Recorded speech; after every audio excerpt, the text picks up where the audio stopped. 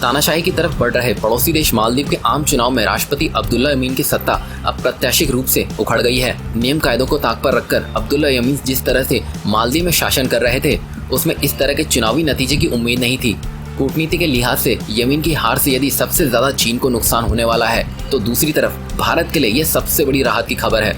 ऐसा इसलिए क्योंकि 2013 में सत्ता में अब्दुल्ला यमीन के आने के बाद चीन ने वहां अपना जाल बिछाने में कोई कसर नहीं छोड़ी थी। नतीजतन यमीन चीन के करीब और भारत से दूर होते गए। उन्होंने चीन को भारत की कीमत पर वह सब कुछ देने की कोशिश की जो सामरिक दृष्टि से चीन के लिए उपयोगी था। इस कड़ी में पिछले सितंबर में मालदीव ने चीन के साथ मुक्त व्यापार समझौता किया। चीन के साथ मैरीटाइम सिल्क रूट से जुड़े MOU पर हस्ताक्षर किए गए। तमाम इंफ्रास्ट्रक्चर प्रोजेक्ट भारत से छीनकर चीन को दे दिए गए। भारत के 2 मिलिट्री हेलीकॉप्टर मालदीव में है। यमीन उन्हें लौटाने की घोषणा की थी। दरअसल हिंद महासागर में मालदीव की भौगोलिक स्थिति सामरिक दृष्टि के लिहाज से चीन के लिए बेहद उपयोगी है, इसलिए वह मालदीव के साथ संबंध मजबूत करने का इच्छुक है। लेकिन यमीन की हार के साथ ही चीन का दबदबा भी अब मालदीव से खत्म होने की उम्मीद जताई जा रही है। मालदीव की सत्ता संभालने जा रहे निजाम ने घोषणा करते हुए कहा है कि चीन को दिए गए इंफ्रास्ट्रक्चर प्रोजेक्ट की जांच की जाएगी, क्योंकि इनका मानना है कि इसके जरिए चीन अपने हितों के लिए मालदीव में जमीन हथियाने की कोशिश में लगा था।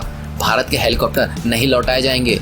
इस बात की संभावना व्यक्त की जा रही है कि इस साल के अंत तक प्रधानमंत्री नरेंद्र मोदी मालदीव की यात्रा पर जाएंगे। इसके साथ ही दोनों देशों के बीच संबंधों को फिर से मजबूत करने की कोशिश की जाएगी। गौरतलब है कि भारत ने हमेशा मालदीव की मदद ही की है। भारत ने ही 30 साल पहले सैन्य हस्तक्षेप के जरिए मालदीव के तत्कालीन संकट को खत्म करके अहम भूमिका निभाई थी। 1988 में मालदीव के राष्ट्रपति मैमून अब्दुल गोयम को सत्ता से उखाड़ फेंकने के लिए वहाँ के व्यापारी अब्दुल्ला लतूफ ने एक योजना बनाई। उसने इसके लिए श्रीलंका के तमिल पृथकतावादी संगठन People's Liberation Organisation of Tamil Eelam PLOTE का सहयोग लिया। उनकी योजना थी कि जब राष्ट्रपति गयूम राजधानी में ना हो तब बगावत कर दी जाए। इस बीच नवंबर 1988 को गयूम ने भारत आने की योजना बनाई। इसके लिए एक भारतीय विमान भी माले में भेजा गया था, लेकिन वे यहाँ आ पाते उससे पहले ही तत्कालीन प्रधानमंत्री राजीव गांधी को चुनाव के सिलसिले में दिल्ली से बाहर जाना पड़ गया।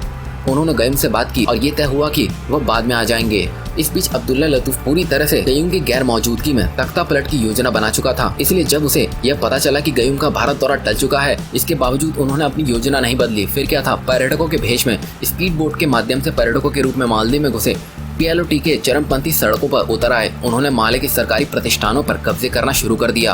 राष्ट्रपति गयूम ने सुरक्षित जगह पनाह ले ली और भारत से तत्काल मदद मांगी। नतीजतन भारत सरकार ने तत्काल एक्शन लेते हुए सेना को मालदीव में सैन्य हस्तक्षेप करने के आदेश दिए।